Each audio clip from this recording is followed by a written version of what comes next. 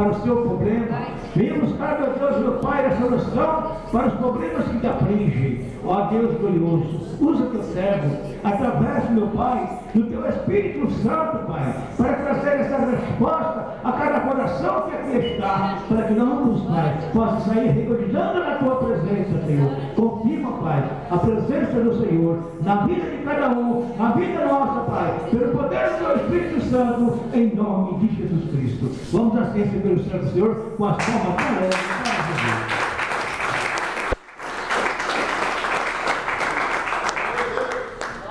Glória a Deus. Eu cumprimento o povo de Deus com a paz do Senhor Jesus. Amém? Amém. Hoje com muita alegria, irmãos, estar na presença de Deus, por mais essa oportunidade que Deus nos concede de estar aqui, adorar e servir a Ele na beleza da sua santidade. Amém. Irmãos, sem perca de tempo, pegue a sua Bíblia, por gentileza. Abra comigo em livro de 2 Reis. Glória a Deus. Uma palavra que Deus colocou no meu coração. E eu quero compartilhar com vocês, porque eu creio que é vontade de Deus nessa noite, para que essa palavra venha falar tremendamente aos nossos corações. Aleluia. Livro de 2 Reis, com o capítulo de número 5 e o versículo de número 20, para a nossa meditação nessa noite. Glória a Deus. Ontem estivemos ali em Presidente Prudente também, realizando a obra de Deus, e fiquei surpreso que Deus fez uma obra tremenda ali naquele lugar. Vidas foram curadas para a glória de Deus. Eu creio que nessa noite não é diferente. Deus tem algo preparado para mim e para você nessa noite. Quantos creem da glória a Deus? Quantos creem, diga aleluia? Quem achou a palavra de Deus, diga amém. 2 Reis, capítulo 5, versículo 20, que diz assim a palavra de Deus: Então Geazi, moço de Eliseu, homem de Deus, disse: Eis que o meu Senhor impediu a este filho Naamã que da sua mão se desse alguma coisa do que trazia. Porém vive o Senhor, que hei de correr atrás dele e tomar dele alguma coisa. Amém? Feche os seus olhos, um minuto de oração. Senhor meu Deus, Senhor meu Pai, é nessa oportunidade, Senhor, que viemos aqui te agradecer, que viemos aqui, ó Pai, te louvar, te agradecer na beleza da tua santidade. Venha romper as barreiras, muralhas, os impedimentos.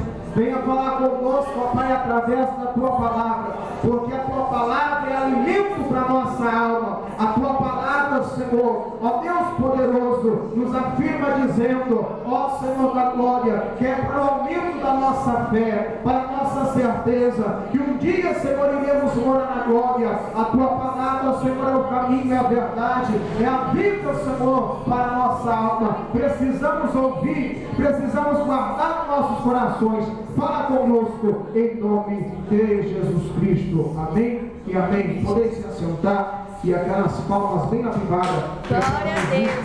Jesus. Glória a Deus. Amados irmãos, nessa noite temos aqui uma palavra poderosa de Deus para a nossa vida. Uma palavra que você já leu, já viu alguém pregar essa palavra. Mas essa palavra ela se renova todos os dias da nossa vida. Estamos aqui diante de um fato e acontecimento que aconteceu no tempo do profeta Eliseu. A Bíblia diz que naquela época havia um general de guerra, um homem muito conhecido e muito temido. A Bíblia diz que ele era respeitado. A Bíblia diz que era um homem poderoso, era um homem muito forte em guerras, em batalha, e muito experiente. E a Bíblia diz que uma certa feita ele teve uma guerra contra o povo de Israel. E diz a Bíblia que levaram ali uma jovem, e essa jovem ela foi levada à casa de seu senhor para trabalhar ali. A Bíblia diz que Naamã ele só tinha um único defeito, que era a sua lepra. A Bíblia diz que ele era todo leproso. E diz a Bíblia Sagrada que então essa menina estava um dia na casa de seu senhor. E diz a história que de repente ela chega perante a sua senhora e fala desta maneira: eis que o meu senhor estivesse na presença do do homem de Deus, Eliseu, eu creio que com certeza ele seria restaurado da sua lepra, ele seria curado da sua lepra. A Bíblia diz que a sua senhora chegou perante o seu esposo e falou o que tinha ouvido da menina. Diz a história que de repente Naamã, ele chega perante o seu rei e fala também tudo aquilo que acontecera. Diz a Bíblia Sagrada que automaticamente o seu rei começa a escrever uma carta, e essa carta ele coloca na mão de Naamã e fala: olha, você vai agora até lá em Israel e você vai levar essa carta. A história diz que Naamã ele faz uma preparação, ele pega ali talentos de prata, de ouro, pega ali, reveste, aleluia, da melhor qualidade, e diz a Bíblia que ele pega essa carta e vai levar até o rei de Israel. Diz a história que chegando lá, ele coloca essa carta na mão do rei, o rei começa a ler, e diz a história que o rei fica irado, e o rei chega ao ponto de pegar suas vestes e rasgar, porque estava escrito assim, que porventura Naamã chegaria, o rei estenderia a mão e Naamã seria curado da sua lepra, e não era assim. A história diz que o rei ficou irado, e o rei falou: porventura esse rei de Samaria está achando que eu sou, aleluia, algum Deus aqui, para que estenda a mão e ele venha a ser restaurado da sua lepra? De jeito maneira. A Bíblia diz que o rei fica irado, rasga a sua veste, mas diz a história que ali habitava o grande homem de Deus, o homem, aleluia, que falava com Deus e Deus falava com ele, o homem a qual dobrava o seu joelho e entrava em oração, Deus comovia, aleluia, e abençoava, respondia a sua oração instantaneamente. Ali estava o profeta Eliseu, e quando o profeta ouviu falar que o rei tinha rasgado as suas vestes, diz a Bíblia Sagrada que o profeta Eliseu mandou falar ao rei: rei, não precisa se preocupar não, manda Naamã ter comigo, porque ele vai saber que aqui em Israel há profeta de Deus. Em outras palavras, Eliseu estava querendo dizer desta maneira, que ele sabe lá na terra dele, onde ele vive, onde ele mora, não tem nome de Deus, não tem profeta, mas aqui em Israel é diferente. Aqui tem homem, aleluia, que se encontra na posição, aqui glória a Deus, fala com Deus e Deus fala com ele, aleluia, aqui tem faz a diferença, aleluia, glorificado seja o nome de Jesus. No dia que estamos vivendo, irmãos, encontramos, aleluia, se cumprindo aquela palavra que Jesus tinha falado. A Bíblia diz que uma certa feita Jesus parou e falou para os seus discípulos: olha, eis que no mundo tereis aflições, eis que vai existir também falsos profetas, e no dia que estamos vivendo, já estamos encontrando pessoas assim. Quantas pessoas que você vê ele no altar, mas quando ele está fora da igreja, é só Deus para ter de misericórdia. Quantas pessoas que você vê hoje, parece que é um santo, mas quando chega lá fora, você não sabe saber se ele é o ímpio ou se ele é a pessoa separada para morar na glória. Mas eu quero te dizer uma coisa, eu creio que aqui, aleluia, é diferente. Eu creio que aqui só tem mulher, que aqui só tem homem de Deus, que foi escolhido e separado para fazer diferença na face dessa terra. Eu creio que aqui tem pessoa que se encontra na brecha, orando, clamando, jejuando, pessoa de compromisso com Deus, pessoa, aleluia, que ora e Deus responde a sua oração. Deixa eu ver que tem, eu vou falando. Aleluia, aleluia, Jesus. Eliseu estava querendo dizer que ali em Israel havia profeta de Deus, que ali não tinha pessoa que falava que era de Deus e não era, não. Ali tinha uma pessoa de caráter, uma pessoa de responsabilidade, uma pessoa que dobrava o seu joelho e Deus falava com ele. A Bíblia diz que então Naamã foi ter com o profeta. A Bíblia diz que quando ele, aleluia, melhor dizendo, quando Naamã para o carro, a sua carruagem, a sua cavalaria na frente da casa do profeta Eliseu, a Bíblia diz que ele envia um mensageiro. Eliseu envia um mensageiro até Naamã e manda dizer assim: olha, o que você quer ter aí, eu não tenho para te oferecer nada. O que você precisa está lá no Jordão. Vá e mergulhe 7 vezes. A Bíblia diz que ele pulou para trás e falou: o quê? Jordão? E naquela época já tinha baixado, não chovia mais, Jordão estava um barro terrível, não sabia se era água, não sabia se era barro. Ele não, de jeito maneira, eu no Jordão? Ou nada, ou não, de jeito maneira. Será que não tem como eu ir lá no rio de Damasco, não? Porque a água é boa, é cristalina. Ou não, é Jordão, 7 vezes no Jordão. Jordão na Bíblia significa lugar de humilhação, Jordão na Bíblia é o lugar, irmãos, onde a gente vê a nossa fraqueza, onde a gente reconhece que a gente não é nada e Jesus é tudo. É onde a gente vê que a gente é um ser limitado. É um lugar onde a gente vê que a gente não pode dar um passo sequer, aleluia, se Ele não estiver no controle da situação. É um lugar onde a gente vê, irmão, que a gente tem tanta fraqueza e o único que é perfeito é aquele que um dia desceu aqui e voltou para a glória. Aleluia, Jesus. É verdade. É um lugar onde a gente reconhece as nossas fraquezas.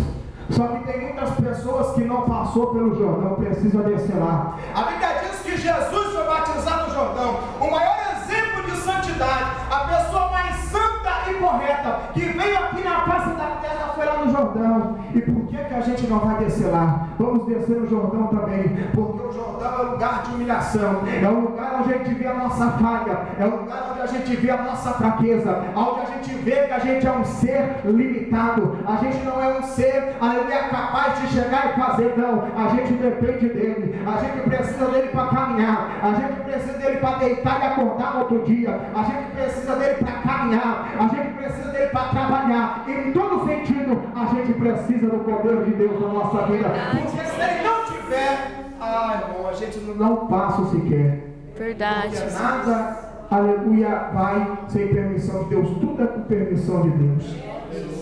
Tem gente que acha que chega e faz, não faz nada. É Deus que faz. Tem gente que acha que ele prega bem, não prega nada. É Deus que dá sabedoria. Tem gente que acha que ele é inteligente o suficiente. É nada. É Deus que faz. É Deus que trabalha. Tem gente que acha que é capacitado. Não é capacitado coisa nenhuma. É Deus que capacita. A Bíblia diz que Davi, ele apacentava as ovelhas do seu pai. Davi de nenhuma maneira poderia sentar no trono, ser rei, de nenhuma maneira. Sabe por quê?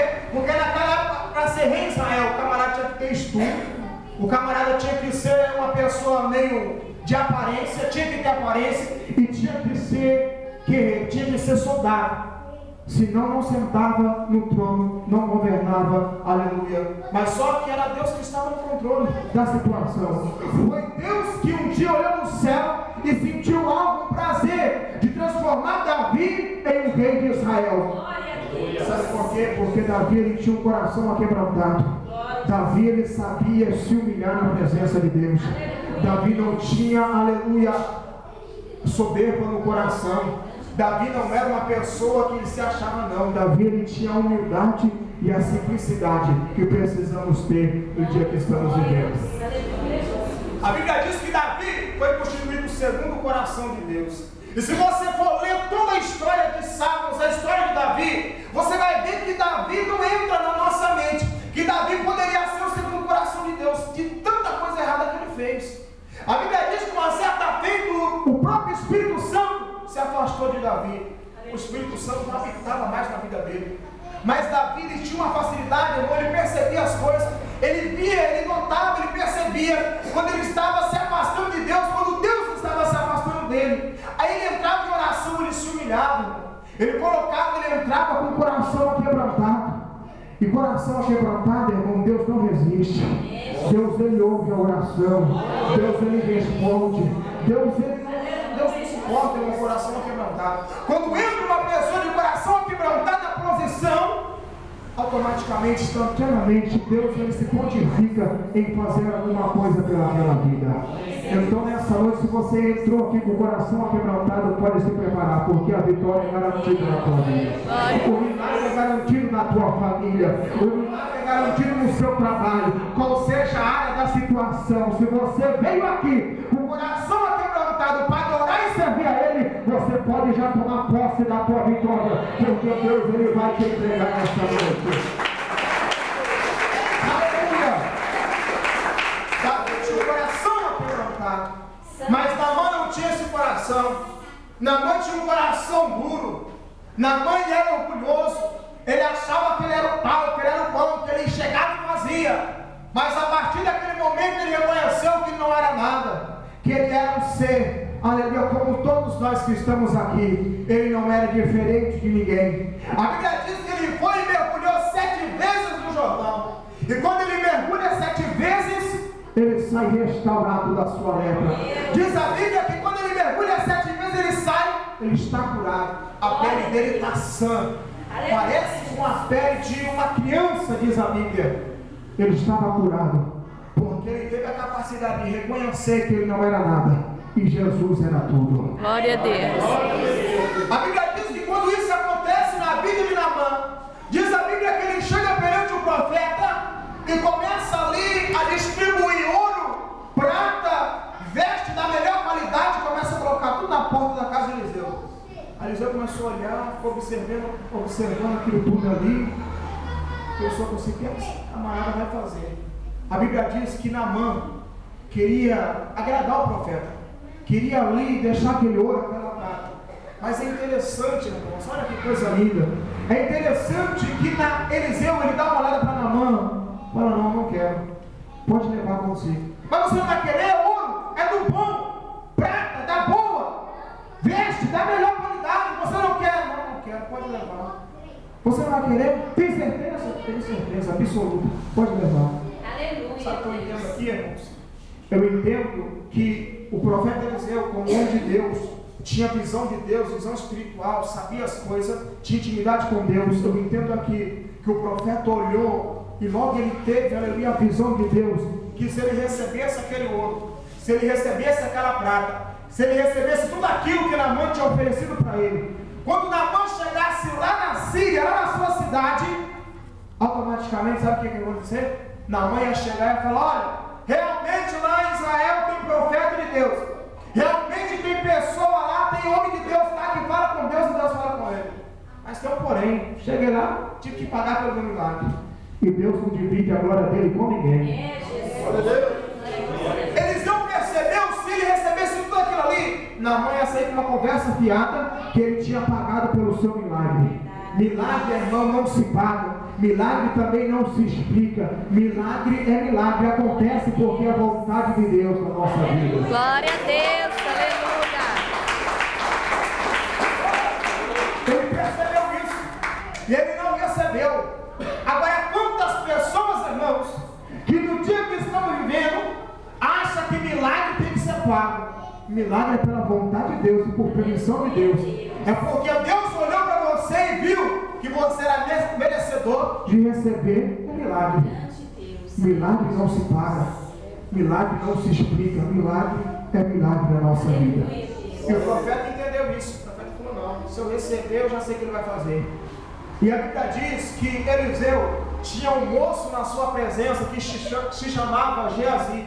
A Bíblia diz que esse Geazi era um jovem que convivia com Eliseu, um jovem que orava com Eliseu, um jovem que estava aprendendo do profeta Eliseu, porque futuramente esse jovem ia ser o sucessor de Eliseu na caminhada. Quando findasse a carreira ministerial de Eliseu, quando acabasse a missão do profeta Eliseu, automaticamente esse moço, por nome de Geazi, ia ocupar a posição. Assim como aconteceu com o profeta Eliseu e Elias. Você vê lá em 1 Reis, a Bíblia diz que ali mais pra frente da história, a Bíblia diz que chegou o tempo do profeta Eliseu de ele ir, de ele ia ser levantado. E diz a Bíblia que automaticamente a responsabilidade, o cargo de profeta Elias passou para Eliseu. Assim como aconteceu com Josué também, lá em Josué capítulo 1. A Bíblia diz que chegou o tempo de Moisés ele foi levado. E automaticamente a responsabilidade para conduzir o povo até a terra prometida passou para Josué.